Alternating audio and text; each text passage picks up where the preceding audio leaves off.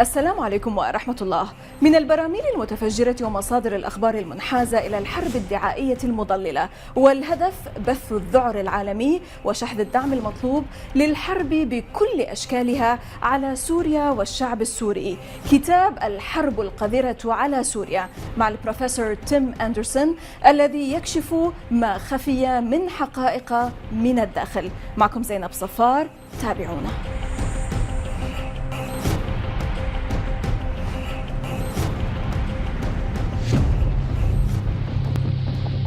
لعل الحرب العبثية على سوريا ليست بجديدة. تعالوا نتذكر البطل القومي الكوبي هوزيه مارتي، ذلك الفيلسوف والشاعر الثائر الذي تنبأ لصديق أن واشنطن ستحاول التدخل في النضال الكوبي للاستقلال عن إسبانيا، وكتب عام 1889 يقول: يريدون إثارة حرب لتكون لديهم الذريعة للتدخل، وبسلطتهم لكونهم الوسيط والضامن سيسيطرون على البلاد. وبعد 9 سنوات وخلال حرب الاستقلال الثالثة وقع انفجار في ميناء هافانا دمر البارجة الحربية الأمريكية USS مين، أدى إلى مقتل 258 بحارا أمريكيا، وكان ذريعة كافية لغزو أمريكي.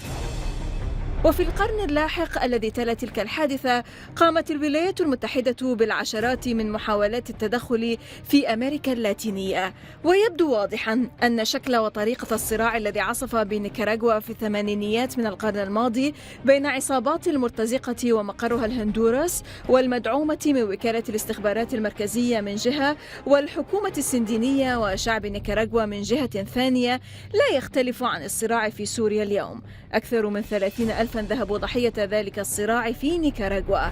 محكمة العدل الدولية وجدت الولايات المتحدة مذنبة بعدد كبير من الهجمات الإرهابية في تلك الدولة الصغيرة، ووجدت المحكمة أن الولايات المتحدة مدينة لنيكاراغوا بتعويض، بيد أن واشنطن تجاهلت تلك الأحكام.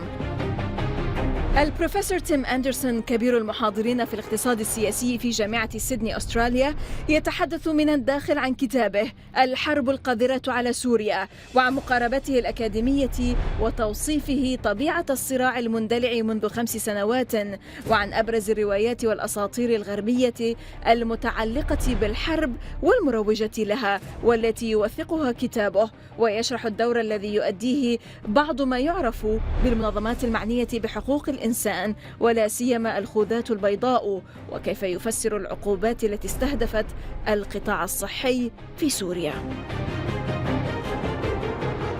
Professor Anderson, Senior Lecturer in Political Economy at the University of Sydney, Australia. Welcome to من الداخل from the inside, sir. Thank you very much. You're most welcome, sir. Well, your timely and important book, The Dirty War on Syria, put in 13 chapters with a recent edition also in Arabic. It tells about and it describes in details and evidence, which is very important, the war against Syria. Now, the British-Australian journalist Philip Knightley pointed out in 2001 that war propaganda typically involves a depressingly predictable pattern of demonizing the enemy leader, then demonizing the enemy people through atrocity stories, real or imagined. How much has the war on Syria relied on this? Enormously in Western countries to try and prevent any type of protest or solidarity with the people who are under attack. And that's quite shocking when you think that we have many more sources of information these days than we did decades ago. Now, there was a kind of a massive disinformation campaign against Syria, which was it was unprecedented before. I think that's right, and quite different in character to, for example, the invasion of Iraq, which was a very direct, brutal type of war, and generated a lot of protests in Western societies, even though that didn't stop the war at all. But nevertheless, it was a mobilization of people's conscience in Western countries. And the people were mobilized in Western countries. Yeah, what made the issue in Syria different from the war against Iraq, the war against the occupied territories? Well, I think the war on Libya and then the war on Syria soon after were in a sense very successful operations in terms of war propaganda, because there was something to appeal to across the board to Western societies.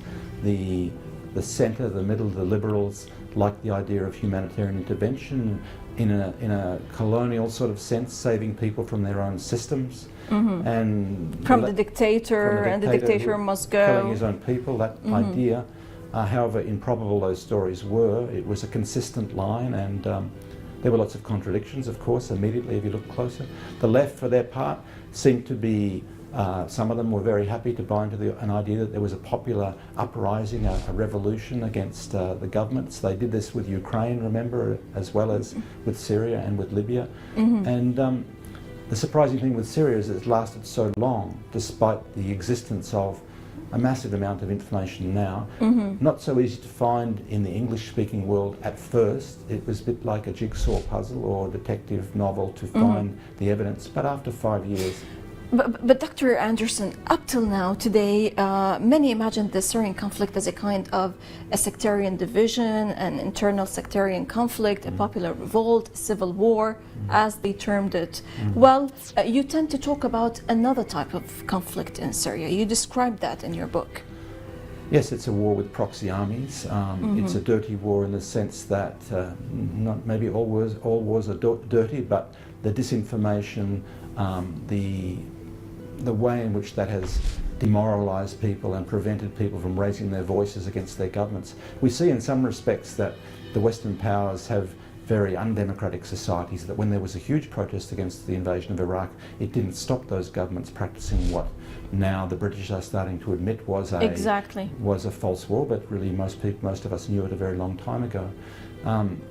So with Syria, it's a case of using proxy armies. This has been done before, of course. The Latin Americans understand this very well.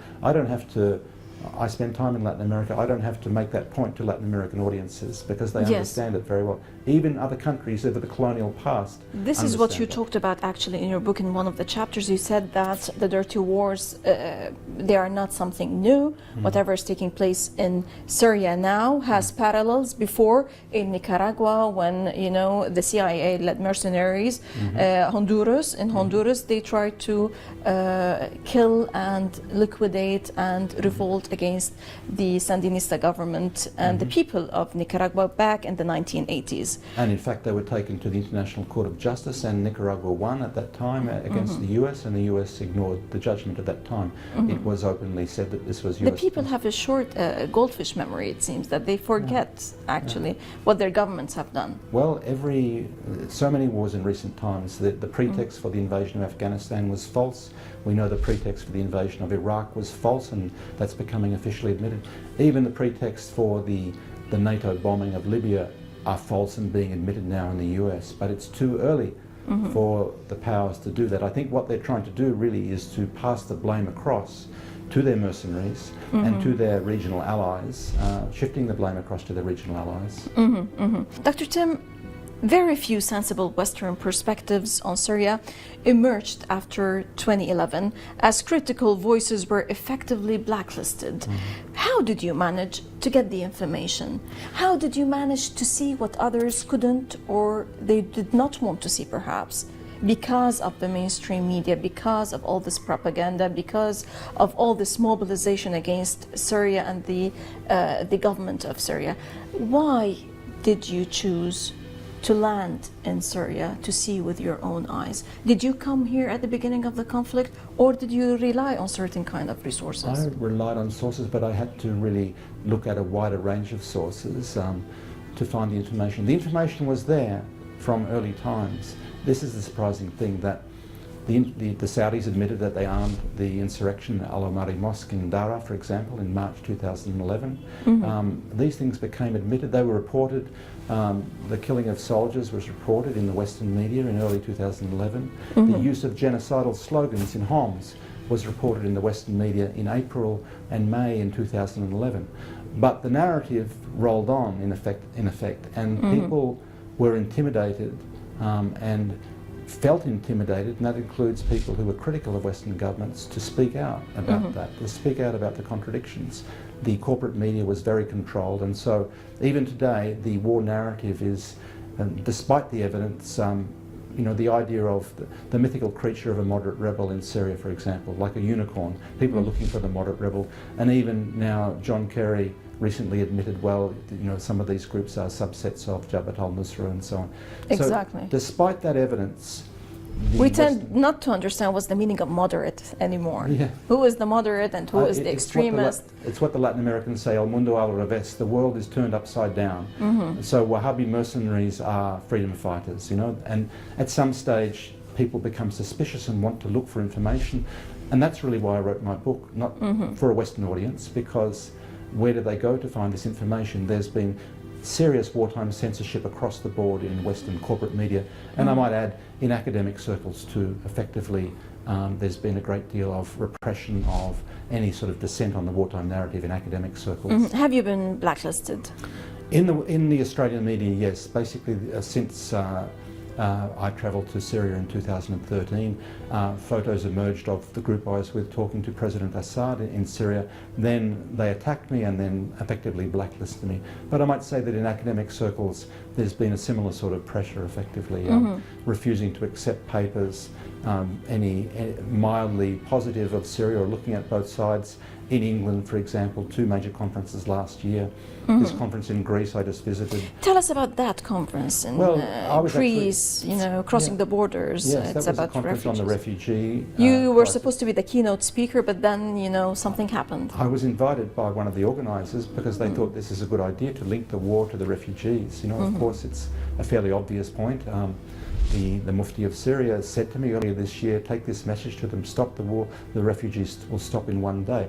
It's not an extraordinary link of logic, but what happened was a British group, which was a combination of some, let's say, sectarians and some strange sort of left people in Britain, started lobbying the conference and effectively had me removed as a keynote speaker. But I re-emerged as a normal presenter at the conference and went and delivered my paper a few days ago. So there was a lot of pressure to prevent a voice that was seen to be positive or against the attacks on Syria. To this day, in academic circles as well as in media circles. Sir, you tend to describe your book, which is a careful academic work, as, quote, a defense of Syria. Do people listen actually to your defense of Syria? They do when certain things happen on the ground in Syria, for example. I would say, people say, what influence does a book have? I said, it doesn't really have much influence unless people want to turn and look. They're unhappy with the official story. They want an alternative source of information. So I saw a shift, for example, when the Russians took a stronger role in Syria some 9 months ago. There was a shift earlier this year when the Syrian army liberated Palmyra from Daesh. And then on those occasions when there's an impact from those sort of events, when Russia exposed the oil traffic from Daesh into Turkey, for example, when those sorts of things happen, people say, this story's not quite right. What can I read to look at, to find out a different angle? I don't believe what I'm being told. So on those occasions, I think then it's very useful to have a contemporary history that really provides information that's absent in the corporate media. We will continue, but we have to stop now for a short break, and then afterwards we're going to detail a bit more about those myths that you described in detail in one of your chapters, but after the break. إذن فاصل قصير ونعود، لا تذهبوا بعيدا.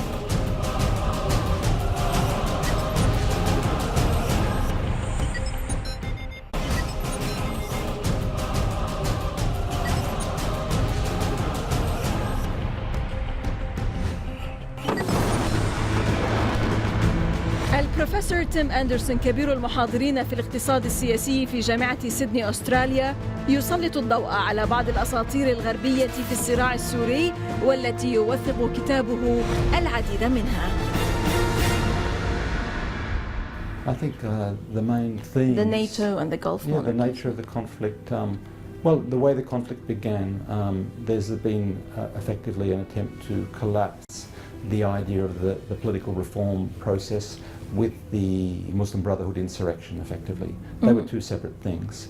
And they still collapsed in the Western mind to many extent, the idea of a popular insurrection.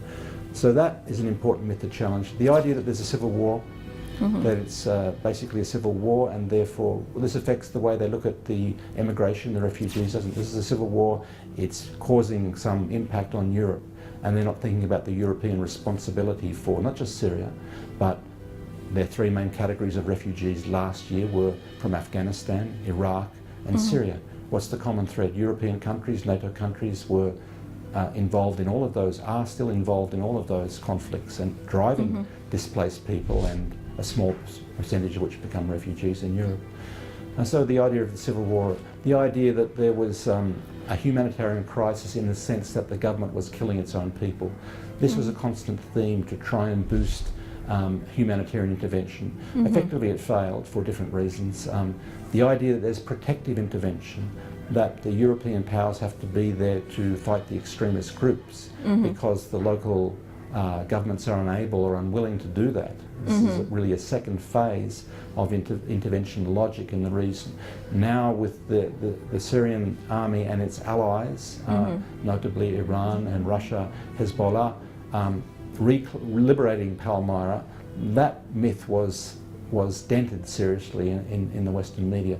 The selectivity of the Western armed forces in Iraq as well as Syria in terms of attacking Daesh. They do it when it suits them. Noted recently the Syrian Democratic Forces, which are led by Kurdish forces, complained that they had no air support from the US when they were fighting Daesh, for example. So those combined sort of myths, and I would say there's a meta-myth on top of it, which is that the Western powers have some responsibility to intervene in the former colonies to somehow save those people. It's a colonial myth to me, and it's I say that because it's not really a question of left and right in Western thinking about this. There is a common type of illness or inability to recognise the fundamental principle of international human rights, which is the right of a people to self-determination, to form their own social systems, their own political systems. True. We have an enormous problem with that. They have been through elections, and this was the result of the election. They want the president, they want this type of governance. So they have to live with it. There was a greater level of participation in Syrian elections than in any of the countries opposing them, not to speak of Saudi Arabia, which is another story altogether, but the level of enthusiasm for the Syrian people to participate in their own system. They don't need a approval from the Western powers to do this. That's what international law says. But my culture doesn't understand that. So as an educator, I feel a concern, a responsibility that I have to educate my own culture in that as well. And there's also, you can sense a type of hypocrisy, unprecedented when it comes to the issue of Syria, is that they talk about the humanitarian issue and the human rights, and then they impose those sanctions, that are killing the Syrian people one way or another. And in one of your chapters, which is dedicated to talk about health and sanctions, attacks on Syria's health system linked to the impact of Western economic sanctions, these twin currents have caused great damage to the Syrian public health. So if they are keen on toppling the Syrian regime or the Syrian president or the Syrian government, but they are killing the people. And they did that in Iraq, of course. And it's not that long ago that it took a long time, but there was concern generated about the death of civilians, the abnormal death of hundreds of thousands of children in Iraq at that time. And as you say, the historical memory seems to disappear. It's not just Syria we're talking about here. Iran has sanctions. Syria has sanctions. Russia. Russia has sanctions. Lebanon has sanctions too, very serious sanctions that cross the region. None of those countries have been admitted to the World Trade Organization. There are great breaches of international law in those sanctions. In effect, there are criminal operations against all of the countries, almost all of the countries of the region that do not fit into the idea of a new Middle East or a Western alliance led by Washington. And I know because I studied this in Latin America where there were sanctions. The Cubans, for example, under the administration of President Obama, there have been almost $4 billion in sanctions by international banks for allowing operations with Iran and with Cuba and with some other countries. So despite the agreement with Iran, despite an apparent rapprochement with Cuba, there is this type of extortion racket going on with the US saying, not even just to Iran and Cuba, but to European banks, to Australian banks, we're going to fine you millions of dollars. If you want to do business with us, you'll pay these fines, and we will discipline every other country on this planet deals with the countries we have decided to isolate. So it's a broader issue there to me that, in effect, it's in breach with international law. In a sense, and the Cubans have documented this, there are criminal elements to the way in which these unilateral sanctions are pursued against governments that the great powers don't want to recognise. Now, Syria was not to be Libya take two. How is Syria different in this sense? Syria, of course, at tremendous cost, has been able to resist some of the most powerful forces on earth. One, because it had an enormous degree of national unity, that the Syrian people backed their army and still back their army. I would say the Syrian army is the most popular entity in Syria today. And they had strong friends, in particular Iran, Russia, and Hezbollah, or the broader resistance even in Lebanon. And that was always a concern of Washington, even back 30, 40 years ago, when the Soviet Union was a strong ally of Syria under Hafez al-Assad. Now, to what extent do you believe, Dr. Anderson, that the human rights organizations are, quote, unaccountable fifth state who operate in collusion with the press for the sake of sensational stories rather than an honest searchers for the truth? And why? And to what extent were they instrumental in creating this climate of fear, especially in the West, like the Syria white helmets, for example? Well, I would appreciate if you can tell us your perspective concerning I think this. In brief, we see two categories of these groups. One is groups that are specifically created for the Syrian crisis, like the White Helmets, for example. Contrary to their claims, they're funded by the US, the UK government. They are closely linked to Jabhat al-Nusra, for example. But they were created specifically for the Syrian crisis. There are some older groups which have been co-opted into that sort of propaganda. One of them is Human Rights Watch, which began as Helsinki Watch in the late 1970s to raise human rights concerns about the former Soviet Union.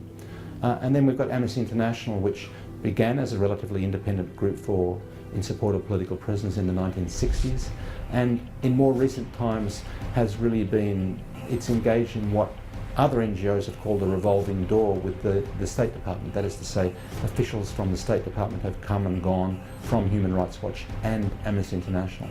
So that's become enormously important in terms of the contemporary war propaganda in recent times. Not just that the stories are coming from governments, they're reflected in the Western media, then they're reflected in those select human rights NGOs which appear to give some validation to those stories. And with catchy titles and names. Yes, exactly. And so, and unfortunately, as I say, that flows onto academia. I was going through some bookshops in Beirut today, and a lot of those stories written after March 2011 reflect those sorts of themes, basically, about the war.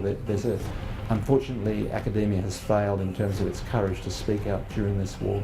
Right. Professor Tim Anderson, Senior Lecturer in Political Economy at the University of Sydney. Many thanks indeed for joining us. Always. You're most welcome, sir.